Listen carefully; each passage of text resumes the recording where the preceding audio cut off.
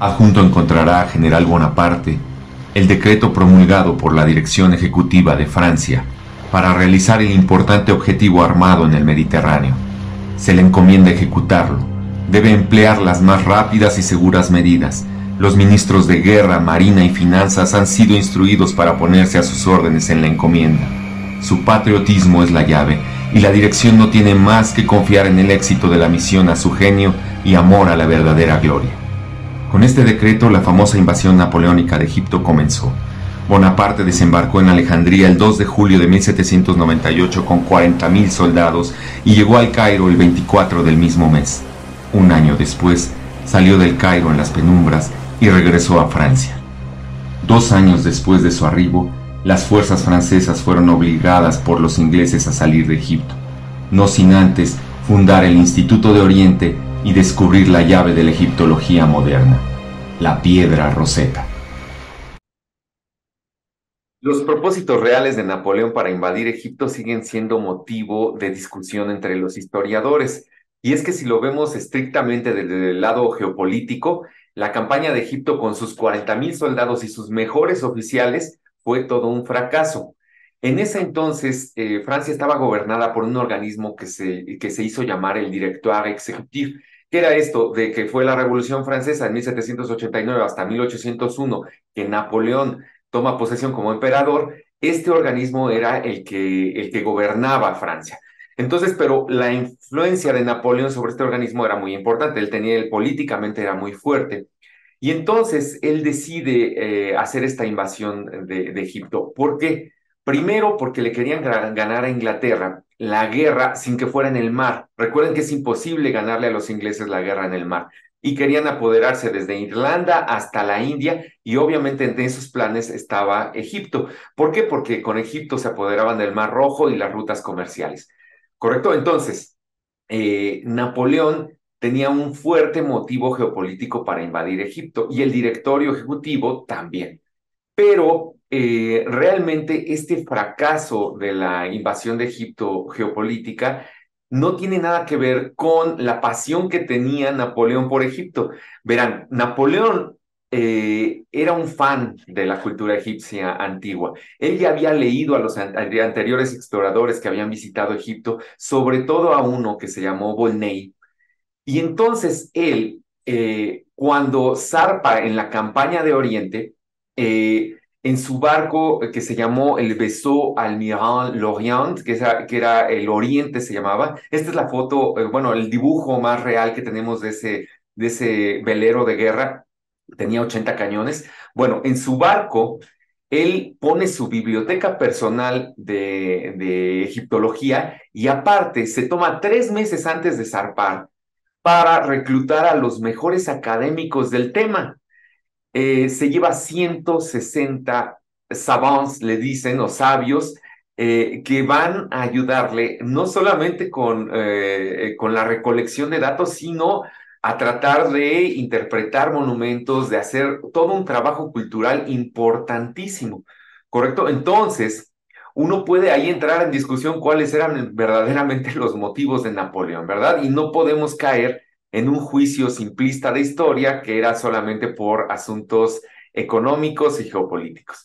Correcto. Bueno, hubo ciertas contingencias en esto de la invasión a Egipto que no planeó el director y mismo Napoleón, porque él sale del puerto de Toulon un 19 de mayo de 1798, pero 2 días antes le avisaron a Napoleón que ya habían visto barcos ingleses en el Mediterráneo, y era nada más que Nelson, ¿no? Entonces, curiosamente, llega Nelson a Toulon, pero a diferente puerto, un día antes de que salga Napoleón. Napoleón alcanza a salir, y entonces empieza a dar ahí una especie de persecución de película entre Nelson persiguiendo a Napoleón por el Mediterráneo. Napoleón se va a Malta, rápidamente hace un sitio en Malta, lo invade en 3 días, ya tiene Malta en su poder, y zarpa para Alejandría.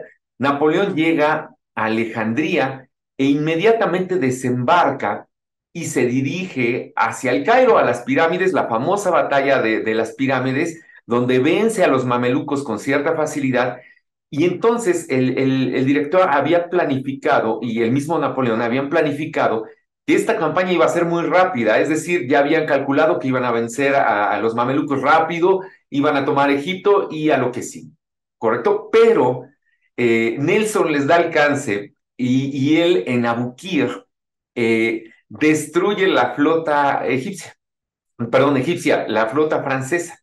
Y entonces obliga a Napoleón a quedarse atrapado en Egipto, lo cual es un accidente bastante afortunado para la egiptología. ¿Por qué? Porque en este tiempo le da oportunidad a todos los sabios que llevaba Napoleón de recorrer todo Egipto casi hasta Asuán, eh, y de ir recolectando todas haciendo registros de los monumentos, escritos, no, hicieron todo un trabajo increíble de recolección de datos en Egipto. Obviamente, pues bueno, los ingleses acaban por expulsar a los franceses de Egipto, pero fíjense, el tema de nuestra clase hoy es la piedra Rosetta. Bueno, pues da la casualidad de que una bola de salvajes, porque no les puedo llamar de otra manera, habían usado la piedra Rosetta en el pueblo de Rosetta para construir este fuerte. Era un fuerte cristiano, entonces estos salvajes usaron la piedra Rosetta como material de construcción, en esto que después Napoleón llamó el Fort Julien.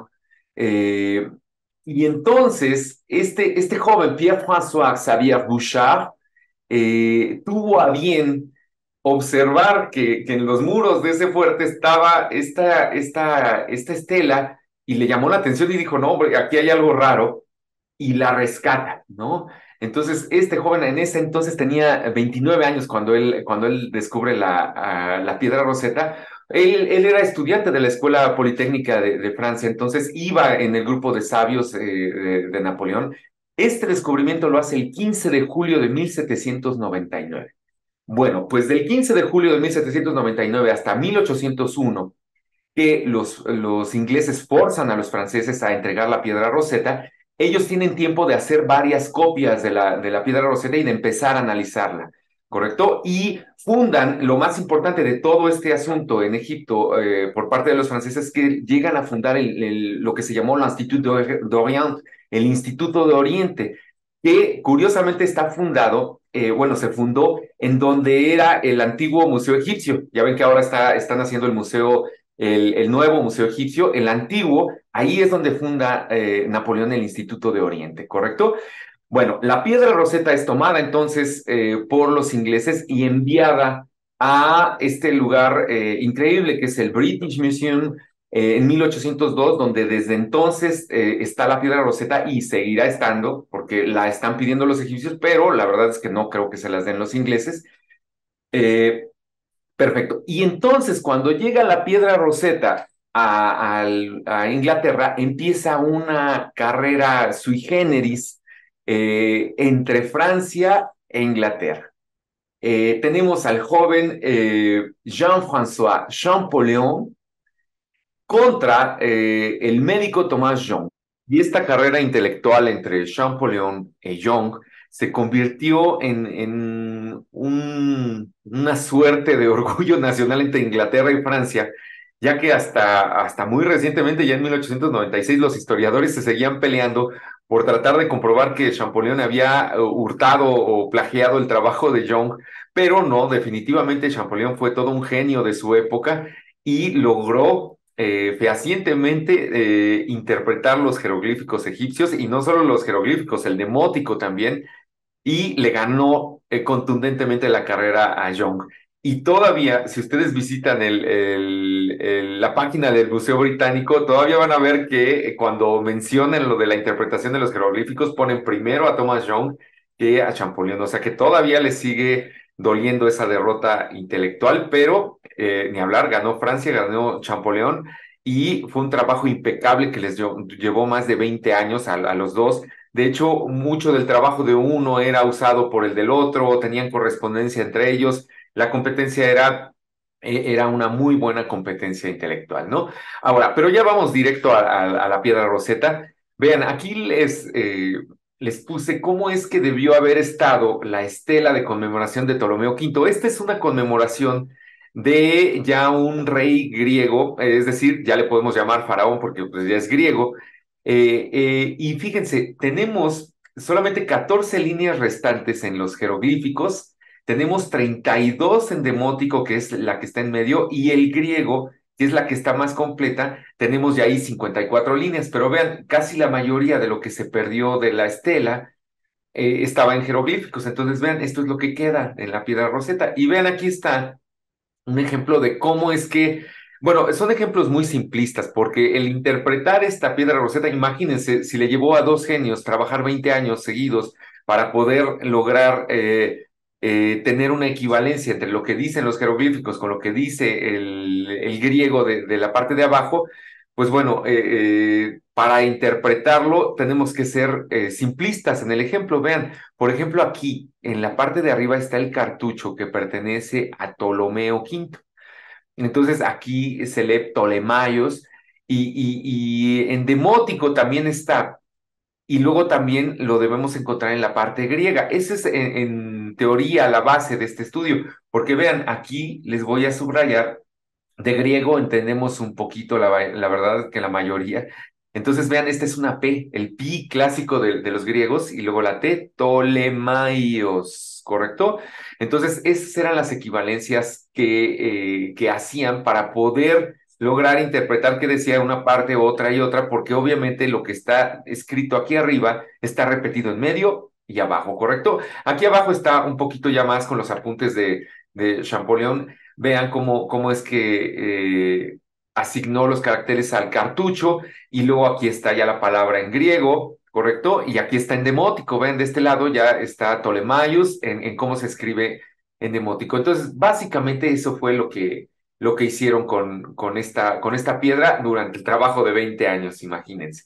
Y obviamente lo que arroja este trabajo no solamente es el análisis de la piedra Rosetta, también analizan obeliscos, también analizan monumentos, es decir, se basan en muchas fuentes para lograr determinar una gramática precisa de los jeroglíficos egipcios. Y de hecho, Champollion logra lanzar un libro genial, que es el que tengo aquí atrás.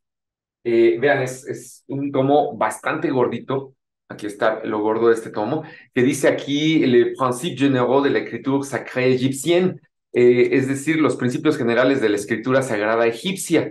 Y este libro es solo uno de tantos. Él escribió bastantes libros sobre gramática de jeroglíficos y es fascinante estudiarlo. Entonces, es un trabajo muy, muy arduo. Pero vamos a visitar eh, el Museo Británico para darle un ojo a la piedra Rosetta, ¿correcto?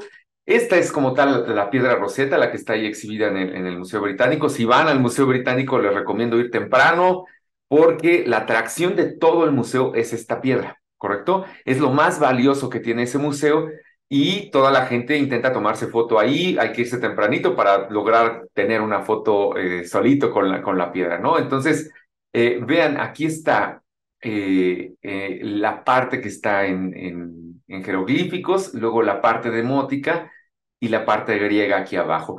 Este pedazo de estela restante mide 1,14 por 72 por 27 de espesor.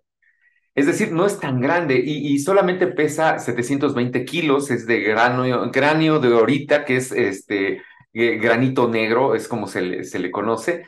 Entonces, vean, aquí tiene algunas inscripciones y así es como está la piedra Rosetta. Ahorita está exhibida ya en un anaquel bastante bonito. Entonces, vean, esta es nuestra piedra Rosetta. ¿Correcto? Entonces, eh, ya nada más para terminar, hay que resaltar que la piedra Rosetta es la llave de la egiptología moderna. Sin el trabajo de Champollion, sin el trabajo de Jean, no se hubiera podido conocer mucho de la historia de Egipto. Y también lo que es importante transmitir es que gracias a este desciframiento de los jeroglíficos es que podemos estar seguros de la historia del Antiguo Egipto. Es decir, es muy poco lo que queda para las suposiciones en lo que se refiere a la historia. Como yo siempre he pensado, si quieres que se sepa de ti después de que hayas vivido, pues bueno, no tienes más que escribir las cosas en piedra. Vean, tenemos las cosas en piedra que nos dejan conocer datos de milenios, ¿correcto? Entonces, muchas gracias.